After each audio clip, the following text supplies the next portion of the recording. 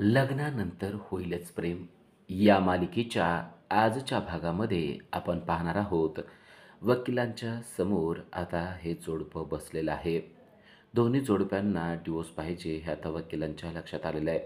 पण त्यांची कारणं मात्र अतिशय बालिश आहेत ही गोष्ट आता वकिलांच्या देखील लक्षात आलेली आहे. यांचं पटतंय पण यांना डिवोर्स पाहिजे आहे असं काहीच वकिलांच्या लक्षात आलेलं असतं. वकील त्यांना खोदून खोदून काही गोष्टी विचारत असतात. पसारा आवरणं आणि घर चकाचक ठेवणं हे काही डिवोर्स मागण्याचं कारण होऊ शकत नाही असं आता वकील साहेबांनी सांगितलेलं असतं. अजून तुमची काय तक्रार आहे का? तसं असेल तर सांगा असं ते दोघांनाही बोलतात. तेव्हा जीवा म्हणतो हो हो आहे आहे तर आणि असं म्हणून तो सांगायला लागतो. यांची बडबडच कधी संपत नाही. सारखी बडबड बडबड बडबड इतकी बडबड असते की मला असं वाटतं मला देवाने कान का दिलेत तेच कळत नाही. जेव्हा आपल्याबद्दल असं बोलते म्हणल्यानंतर लगेच नंदिनी पण बोलायला सुरुवात करते. म्हणते, "मी बडबड करते का?" "हो." "आणि यांचं कसं आहे सांगू तुम्हाला? यांचं म्हणजे असं आहे की रिचार्ज नसलेल्या फोनसारखे हे बंद पडलेले असतात. अहो साधी क्रिंग नाही ना, साधं गुरगुरणंसुद्धा नाही. काहीच करत नाहीत. एकदम शांत पडलेले असतात. मला सांगा एका घरात जर का 2 माणसं असतील आणि ते एकमेकांना अजिबात बोलत नसतील तर दुसऱ्या माणसाला कसं वाटत असेल याचा विचारसुद्धा ते जरासुद्धा करत नाहीत." तर शिवा म्हणतो, "हो, मी नाही करत ना, मग मला बोलायचं नसतं ना म्हणूनच मी करत नाही." पण ती म्हणते, "मला बोलायचं असतं त्याचं काय? मला वाटतं तुम्ही एखादा शब्द चांगला बोलावा, पण यांच्याकडून एकासुद्धा शब्दाची मी अपेक्षा करू शकत नाही. बसलेले असतात ना, तेव्हा असं मट्ट होऊन बसलेले असतात.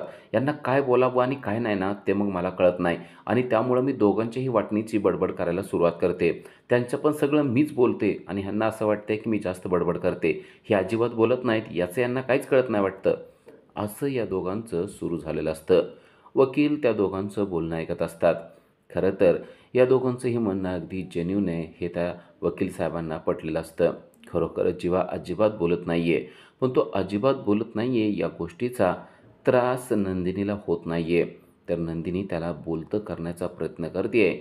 ही गोष्ट आता वकील साहेबांच्या लक्षात आलेली असते. जीवा देखील नंदीला म्हणत असतो, की "मग तुम्ही एवढी बडबड करूच नका ना आणि कशाला करताय तुम्ही बडबड? तुम्हाला समजतं ना मी शांत बसलेलो आहे. मग मला शांती पाहिजे आहे म्हणूनच मी शांत बसलेलो असेल ना." आणि आता जेव्हा वकिलांना म्हणतो, की "तुम्हाला काय वाटतं? एखादा नवरा शांत बसतो तेव्हा त्याला काय वाटत असतं? त्याला शांतताच पाहिजे असते ना?"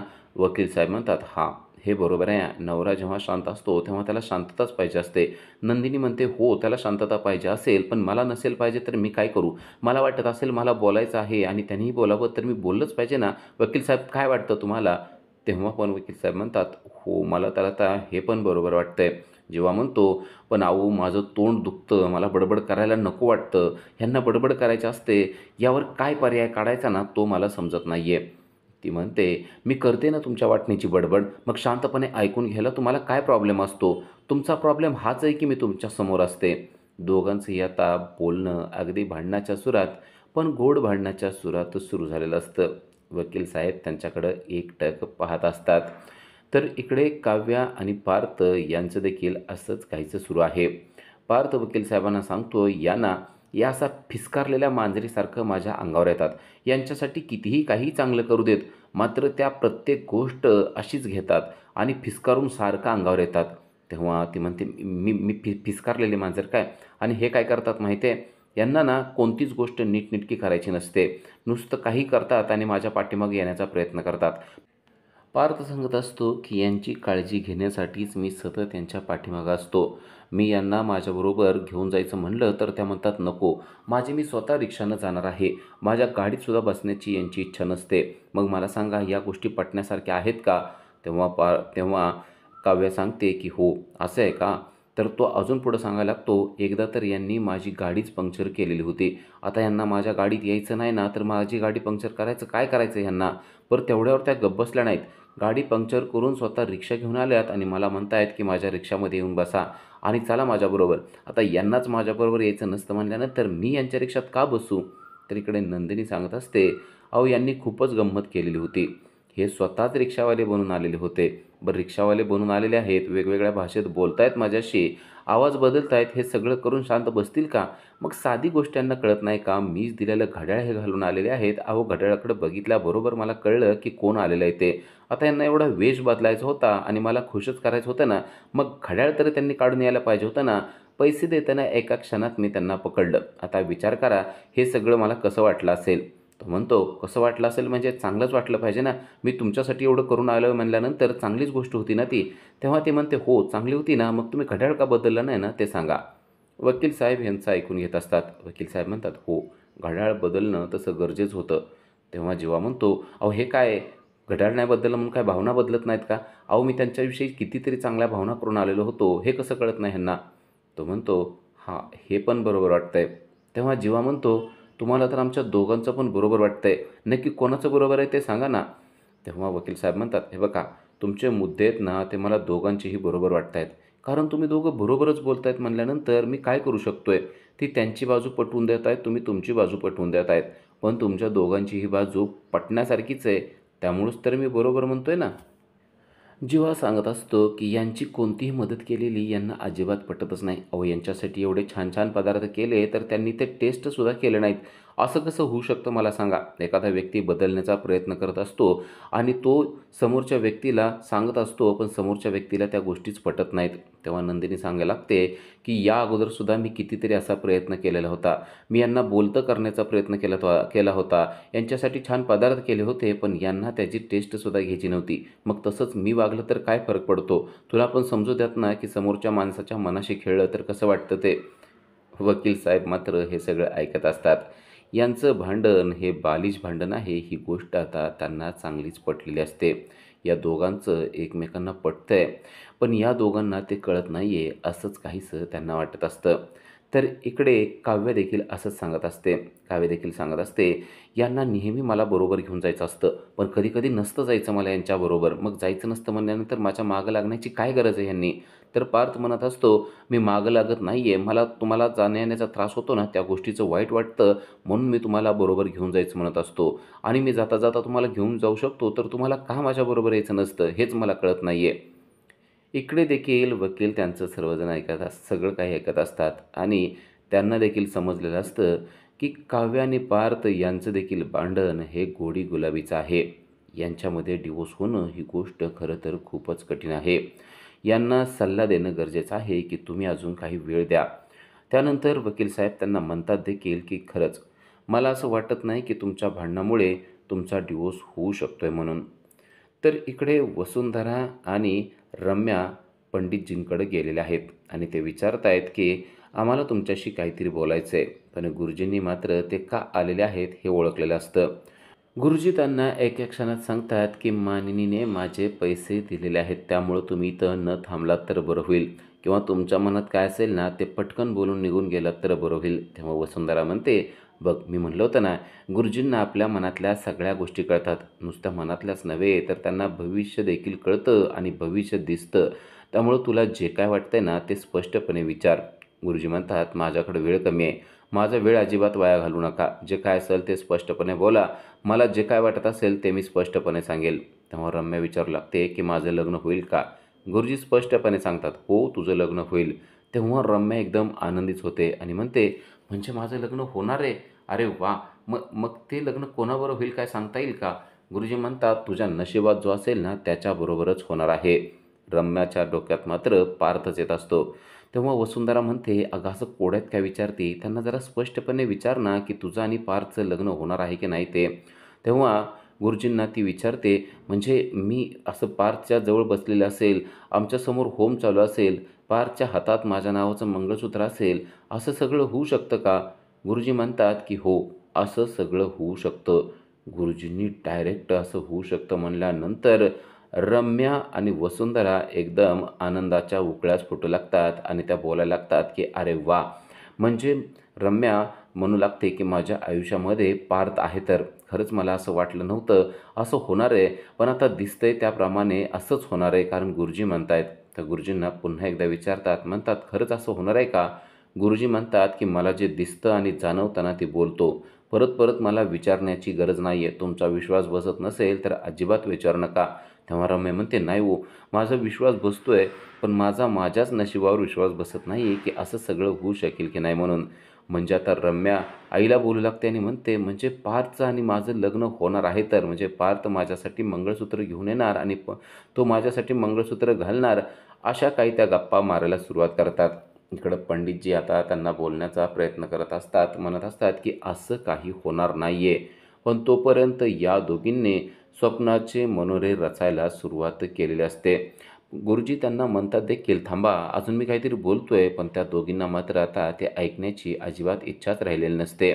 शेख चिल्लीसारखं त्या आता एकानंतर एक गोष्ट कशी घडणार आणि त्यानंतर काव्या कसं बघत बसणार आहे आणि तिचा अपमान झालेला आपल्याला कसा बघायला मिळणार आहे, याच गोष्टीचे मनोरे त्या दोघी बांधत बसलेल्या असतात.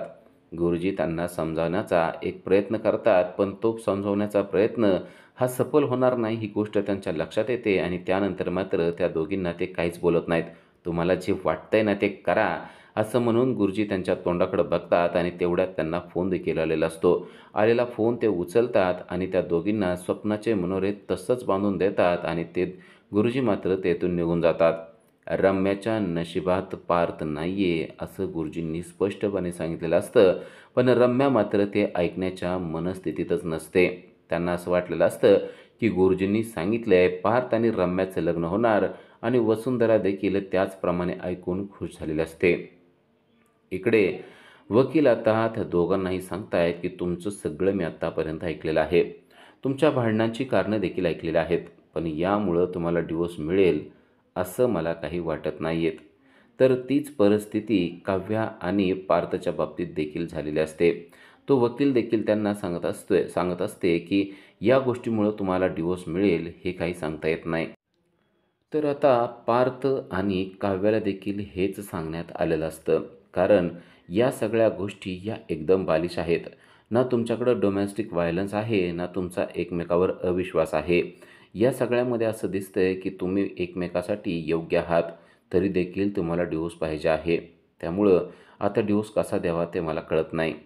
तेव्हा काव्या सांगू लागते की आमचं लग्नच मुळात चुकीच्या पद्धतीनं झालेलं होतं. मी यांच्याशी लग्न करायला नाही पाहिजे होतं असं मला वाटतंय, पण त्या दिवशी माझ्यावर भयानक प्रेशर होतं आणि प्रेशरमुळंच मी हे सगळं काही केलेलं होतं. माझ्या घरच्यांचं ऐकून मी यांच्याशी लग्न केलं. खरं तर मला IAS अधिकारी व्हायचं आहे आणि मी लग्न करायलाच नाही पाहिजे होतं, पण आता त्या गोष्टीचा मला खूपच पश्चाताप होतो आहे. तर आता पार्थ म्हणू लागतो की तुमचा काहीच दोष नाही आहे. त्या दिवशी खरं तर मी तुमचं ऐकलं आणि घरी आल्यानंतर मी तुम्हाला मोकळं करणं गरजेचं होतं. त्याच दिवशी मी तुम्हाला घटस्फोट देणं गरजेचं होतं आणि तुम्हाला मोकळं करणं गरजेचं होतं.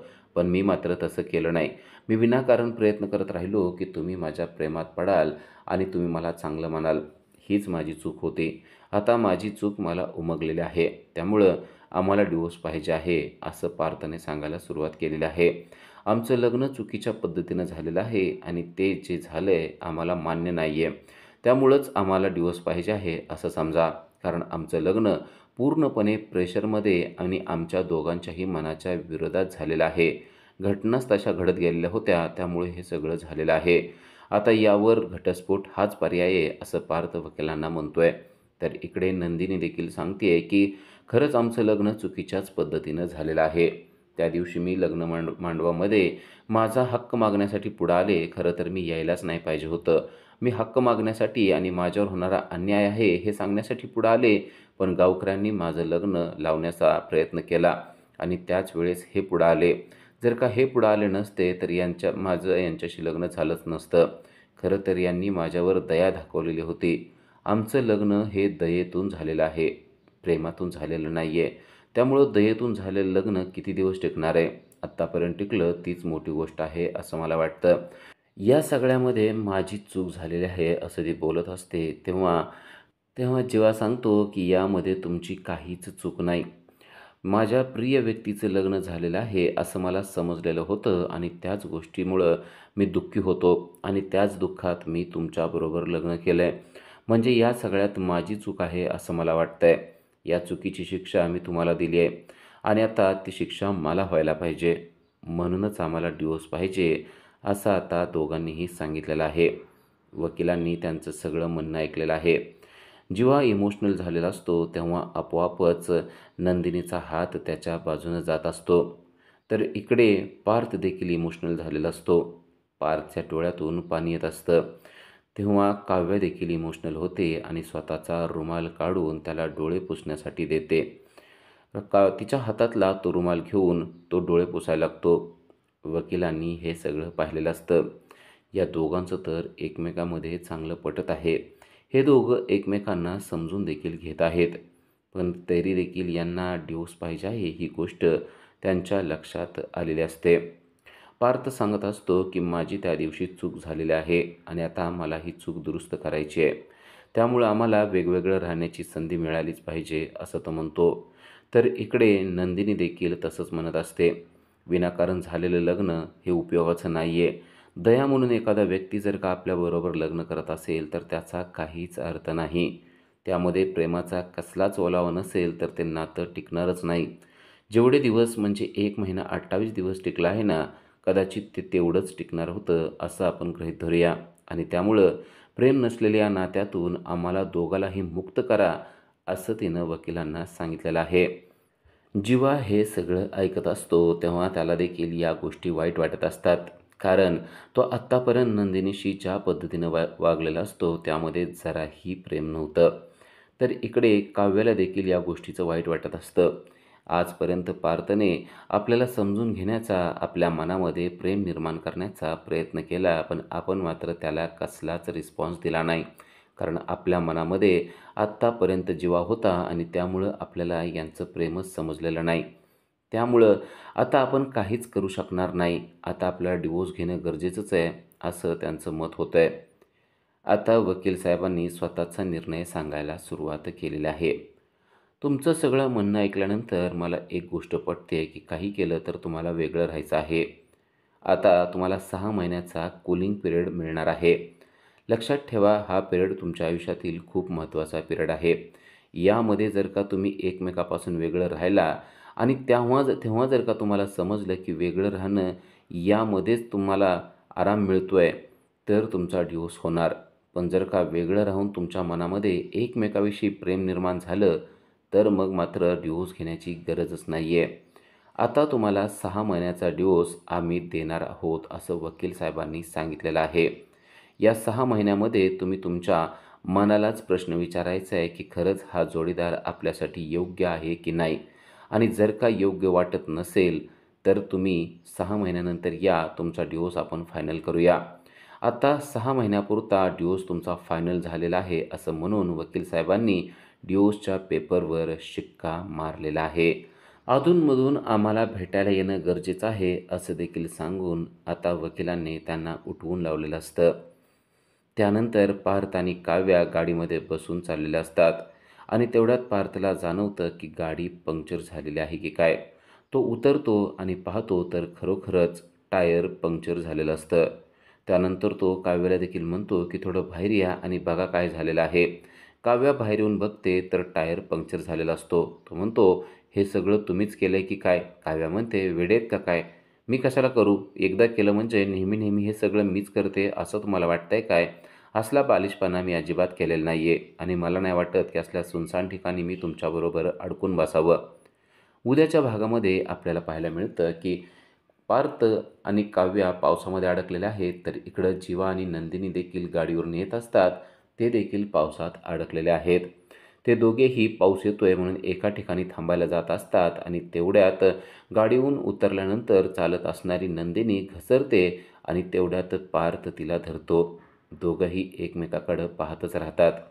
खरं तर आता डिव्होर्स होणार आहे तरी देखील त्यांच्या डोळ्यामध्ये एकमेकाविषयी प्रेम आहे हे आपल्याला जाणवतं. पार्थ तिकडं पंक्चर काढत असतो, पंक्चरसाठी टायर काढत असतो, तेव्हा स्वतः काव्या त्याच्याजवळ थांबलेली असते. वास्तविक ती गाडीमध्ये बसू शकत असते, पण ती मात्र गाडीमध्ये बसत नाही. उलट ती त्याच्याजवळ बसून त्याला सहकार्य करते. तर इकडे नंदिनी देखील जीवाबरोबर चिंब भिजलेले आहे. दोघंही एकमेकाकडे पाहत आहेत. खरं तर दोघेही एकमेकाकडे पाहून रोमॅन्टिक झालेले आपल्याला पाहायला मिळणार आहे. आता खरोखरच या 6 महिन्यामध्ये लग्नानंतर यांच्यामध्ये प्रेम होईल की नाही ते आपल्याला पुढील काही भागामध्येच पाहता येणार आहे. अशाच सिरियलच्या अपडेटसाठी आजच आमच्या चॅनलला सबस्क्राईब करा. थँक्यू.